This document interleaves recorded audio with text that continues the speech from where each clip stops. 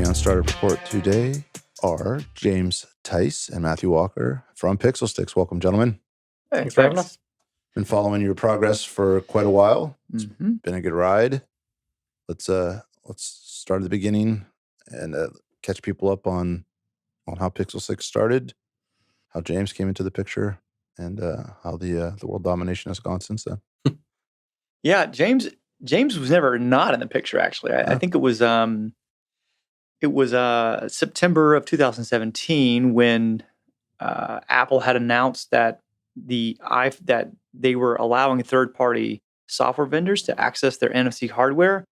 This idea was pretty much just kind of mostly a non-viable idea because it was only supported on Android. And when Apple announced that there was the capability of developing something like this, I called up James immediately. And then that was September of 2017. So it's been almost 2 years now. And Mr. Tice has been in the picture the whole time. Great. Yeah. And how do you divide the roles up? Who's developing, who's concepting, who's designing? How do you divide the work up? I did 10 to 20% of the development at the beginning. It's mostly now James, and I'm wearing all the other hats, right? So, the marketing, the social media, the arranging for things, the relationships, that kind of stuff. I lock myself away in a dark room, and a few days later, there's an update. Yeah, pretty much. Yeah. Well, let's talk a little bit about the architecture then. How are you building it? Building it independently on each operating system? Everything's native. So Android has its own, iOS has its own, and then it all reaches out to an API backend. And that's how it all links together. Yeah. Now, obviously, with a technology like this, you can go a lot of different places with it. How did you hone in on what your purpose was going to be? So the story was, and what kind of led to all of this was, I went on a road trip with my youngest daughter in 2016, and we had gone to Oregon and down the coast, and we went to 8 or 9 national parks. So we had all of these memories and photos and videos. When we got back, we created a big photo album with all of these dirt samples with Grandma. And that was great. Like, I feel like that's a really typical family, kind of story. The only problem was that my daughter had her perspective from the event was mostly in video form. So we had this beautiful photo album. We were showing it to family, but it felt like it wasn't truly representing her memories. So that's what kind of led into this journey of like, how do I, as a technologist, right, and as a solutions architect, how do I figure out how to get these videos from her phone where they belong in the photo album so that experience for enjoying those memories is contiguous instead of being interrupted and, disjointed, right? That was summer of 2016, and like I had mentioned, it wasn't until September of 2017 that this became a viable thing, because two things had happened. First of all, I had found these, which are, these are sticker forms of NFC. And then Apple, like I said, had allowed us to go ahead and, as a third-party software vendor, access their NFC hardware. So they have forever just kind of locked that in a closet with Apple Pay, where only their hardware or their software can access that.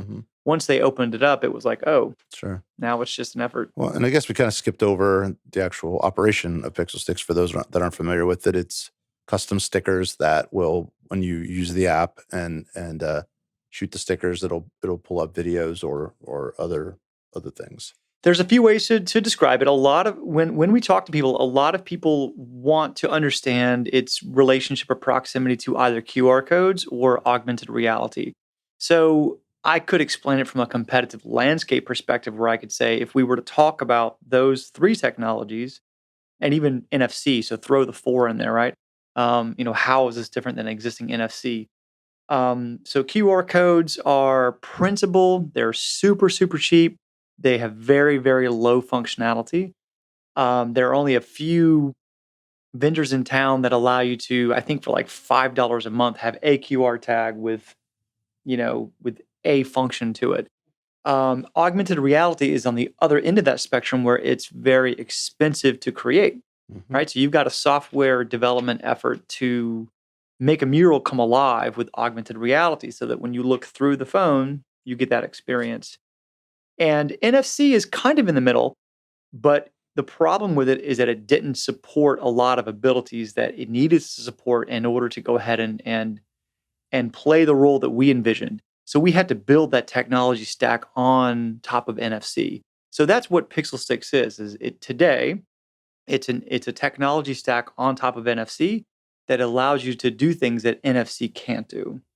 And what triggers, and I guess this will be, because we'll call this a technical question, James, what triggers can NFC support as far as, so if I understand a QR code, the best of my memory, that's simply a URL mapped to and pretty much anything you can make happen with a URL, that's going to be your limits with the QR code. Same thing with NFC. Okay. You can put links. I think you can store like 100. It depends on the NFC tag specifically, but you can store like a certain number of bytes of data. Okay. It could be a link. It could be, I think, a link to like a contact file. Weird little one-off things that I've actually never seen it used for aside from a link. Honestly. So the link is still the main driver. Yeah, for NFC. For NFC, not for us. Not for us. Well, then okay. So let's talk about how that you've expanded the NFC functionality. Sure. So, well, for one, there's like some basic stuff. Like in the iPhone world, you can't assign content, despite what the content is, video, PDF, link, whatever. You can't assign content to an NFC tag on the iPhone platform. Right.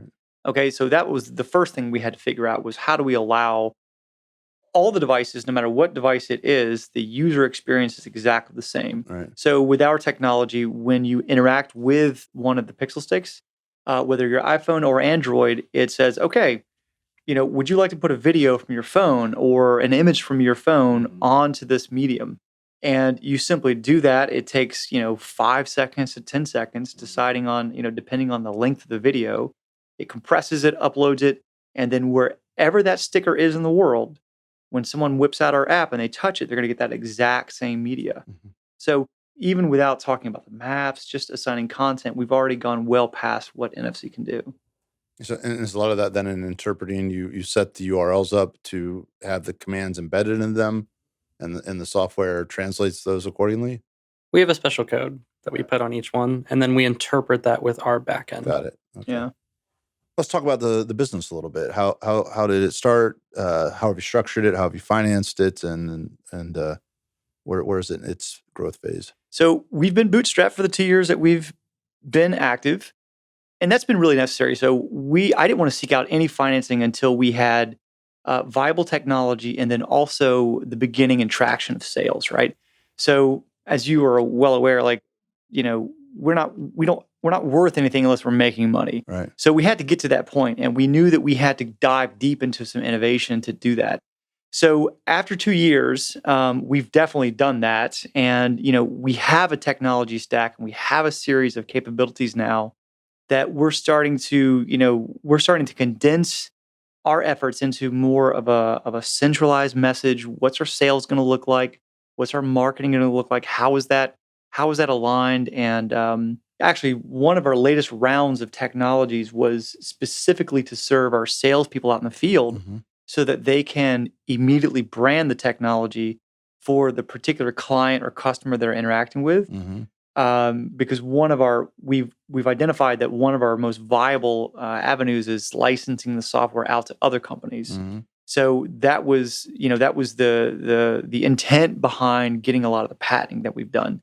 So now that that's in place and processing, licensing this out to the companies is going to be a great model for us. Yeah, I agree. I mean, in the times we've talked, I think the hardest thing to do nowadays is to acquire customers. It's just really expensive. Right. And if you're not, if you're the value of the customer over the lifetime it's rarely really matches up to the cost of acquiring them. And so when you have Rails, this is such a good complementary product for people who already have things out there and already have customers, and this becomes a benefit. Plus, it's you can knock that down to a couple of good salespeople and score a couple of big accounts, and you're off and running. Yeah. So I think that's a great idea. That's the plan.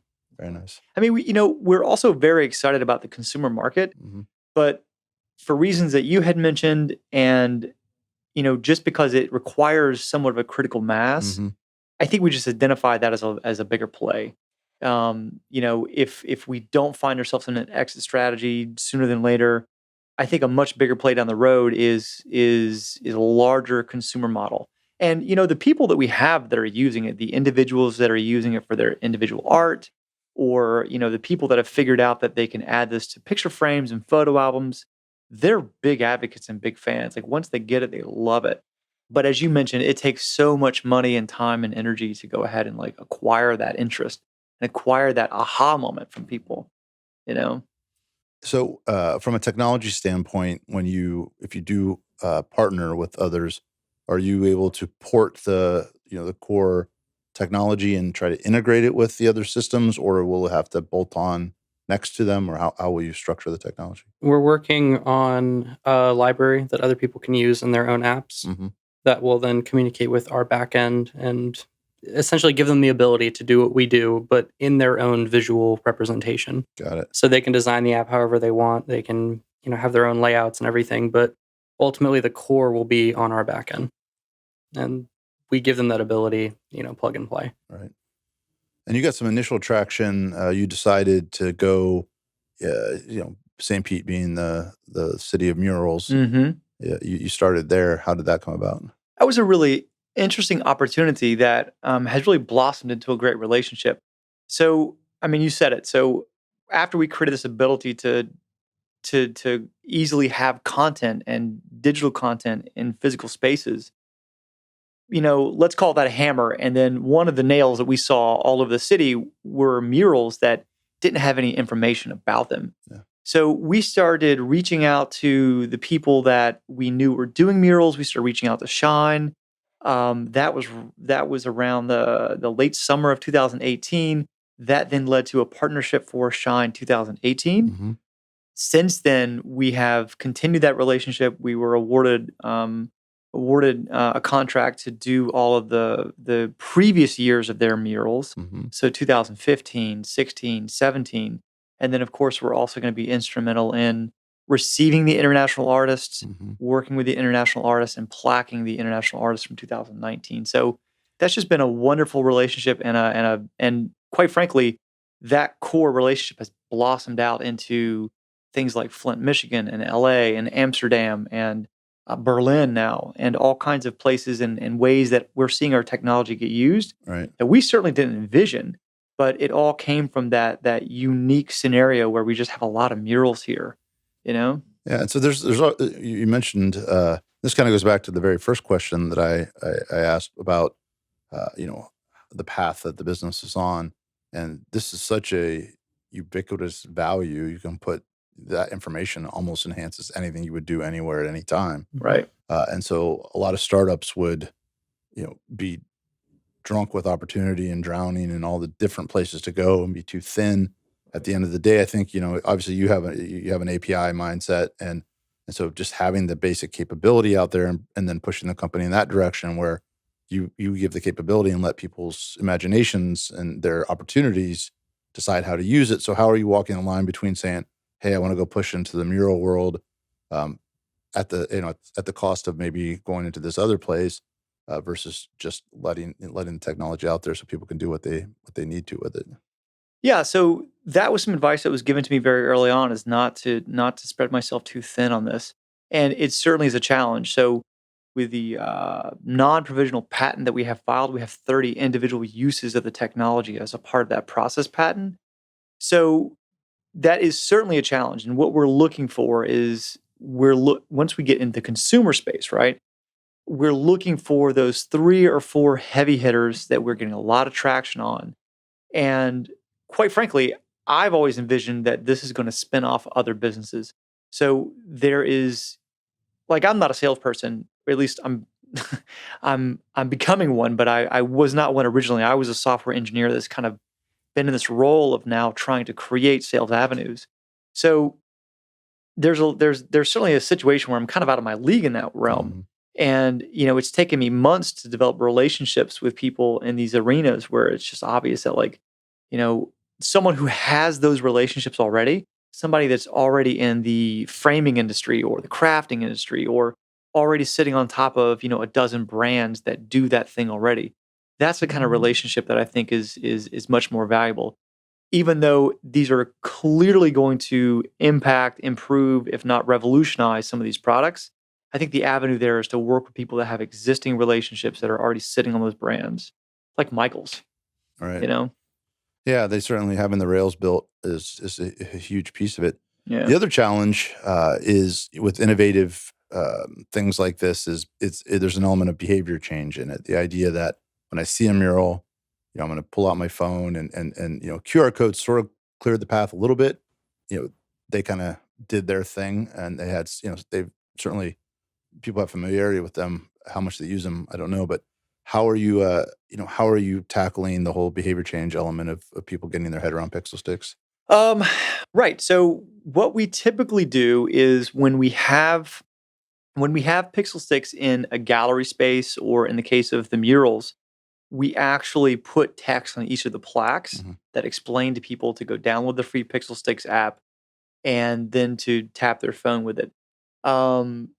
In gallery spaces or spaces where there's a collection of Pixelstix, we usually have a designated area where there's some signage, and it explains to people that this is what you're going to be interacting with these pieces this way. And here's a Pixelstix, here's some ability to scan things, here's some instructions. So that's what people are typically doing. And we do have a problem with when people don't recognize it. If they don't know what the P is, I mean, that's certainly a problem. And that is going to require us to go ahead and reach out for some critical mass. And until that happens, that's going to be just an education thing we're going to have to deal with. And that's another good reason why the sales model you're following is a good one, because you get that critical mass a lot faster. Totally. On other people's rails. Yeah. So let's transition a bit into startup life. You now 2 years plus doing all this and bootstrapping, and how you feeling? I feel great personally. I'd ask him. Yeah, feel great. So this was really important to me to not acquire funding so that I don't have a runway, right? That then I have to get off the ground in 6 months, or someone's going to want a return on their investment. Like, Right. I knew this was going to be a slow growing technology. I knew it was going to require a deep dive into innovation to figure some of these things out that NFC hasn't figured out. So kind of, playing the slow game and making sure that we're, able to support ourselves, and making sure that things are balanced in a way so that we can kind of incrementally, accomplish phase after phase after phase on our own agenda, Right. has been really important.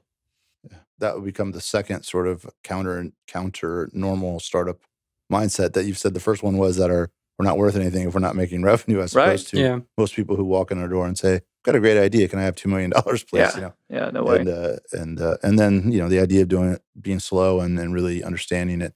And I think that also is a great hedge against just being dragged in a bunch of different directions, or seeing, a lot of times the lowest hanging fruit, the stuff that makes the most sense right away and that's easiest to access, doesn't end up being the best thing 2 years from then, right? Well, another ingredient for us was being hyper focused on St. Petersburg itself. So we made a commitment to be here, focused in St. Pete, with the variety of uses of this technology, forging the relationships, creating the pilots, and figuring out what works in kind of a hyper fashion. Here in St. Pete has been hugely valuable, because we figured out technology tricks and also what works and what doesn't, in ways here in St. Pete that just is going to be valuable as we expand outward, for sure. From that question you asked earlier about like what it's like in terms of our situation for the startup, from a development perspective, being able to take our time with everything has allowed us to make things really flexible, take our time, find mistakes, fix them before they're brought out to a million people. It's actually been really helpful and a lot less stressful, I think, than most startups have it. Yeah, we've already refactored a couple times. Yeah. And kept things palatable and comfortable for us. And if it feels wonky and buggy, we refactor it. Like, it hasn't been a problem. I was actually really, really surprised to find out when we went through our patentability search. I was super surprised to find out that this wasn't more ubiquitous. All right. The IP attorney and myself were like, "What? Yeah. Okay, go go get it right now." What was your level of comfort with the startup space when you started this? Have you tapped into resources here in the city to and what's been the learning curve, and how have you solved for that? Well, for me, I'll take this first. Having about 5 or 6 startups under my belt already, coming to this point knowing that, good ideas die all the time. Mm-hmm. And this is no different. And sales is king. And if this isn't being sold out there, it can't just be a build it and they will come kind of situation. Like it's gotta have a really good technology angle, but that's only the first step. And the remainder of that is, actually being able to go ahead and sell this and prove it out there. So coming to a lot of my business endeavors and this with that mentality has been kind of one of the biggest things I'm bringing to the table right now. Being involved with other startups in the past as well, I'm kind of used to the whole lack of stability, the whole, anything can burn down at a minute's notice. Like Yeah. I'm totally comfortable with all that. And honestly, it kind of adds a little bit of fun to it in a weird way. I've just been so focused on development that thankfully I haven't had to. Matthew does a lot of networking and does a lot of, getting involved in all kinds of things that I certainly don't have the time to. And that's been a huge buffer for me, which has helped me just focus on code and how things look and how they behave. And if people are able to use them without thinking about it, and I can just focus on the technology. So as far as the risk and everything, it's fine. And as far as the actual development of things, it doesn't add any extra stress for me at all, because you take most of that. 6 months ago, we adopted the Pi model, and that was a game changer for us. That was awesome. And we really didn't have an equity strategy. Mm-hmm. I mean, it was just it was just what I knew, which was the traditional model of like, okay, you get 10%, you get 5%, you get 50%. So once we developed that strategy, it was really instrumental in being able to say like, okay, this needs to be fair. Mm-hmm. Fair market value is how we're going to approach and allow people to be involved, how resources can kind of come in. Mm-hmm. And it takes all of the negotiating away. It takes all of the posturing away. Like someone can't come in and go, hey, I see you're desperate. Here's $50,000 for 50% of your company. Mm-hmm. Like it takes that away. It's allowed James to be fairly compensated where he's not getting less than what he's bringing to the table. Right. So that's been I'm a real big advocate of that Pi model. Yeah, and for those not familiar with it, it's taking the inputs, the time worked, and assigning a value to that, and then applying that value to the valuation of the company. Yeah. So that you're actually getting an equity return on the actual time you put in. Very, very democratic. And it forces me to not consume more resources than is adequate for the company, right? So somebody could put money on the table, and I'm only going to go ahead and take out of those resources what are needed to operate the company. So no one is getting too much percentage. It feels really good. And of course, as you know, that model only works until there is profit enough to pay people or Series A.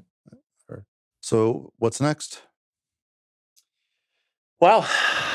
What next is I think centralizing our sales message, our marketing message, really honing in on some relationships we're starting to build with people that are going to take this very seriously and, getting some serious traction. As James and I were talking beforehand, and we were saying like, wow, past 2 years, the last year has been really, really heightened in a sense of a lot of technology and where we're going to be a year from now. And I think that we're going to be much further than just double where we're at now a year from now. I think we're about to enter a phase of a lot of sales and a lot of focused direction. So, which is a maturation process. I think that's kind of a natural maturation from where we are and where we needed to be to kind of figure out a lot of this technology and innovation. We're bringing that to center. We're focusing that on, what markets we're going to sell this to, and start making a much more stable play here and representation of the community and the region. Wonderful. Bring on the hockey stick. Yeah, yeah. Great. Well, I've enjoyed the conversation. It's been fun to watch the journey, and it's great.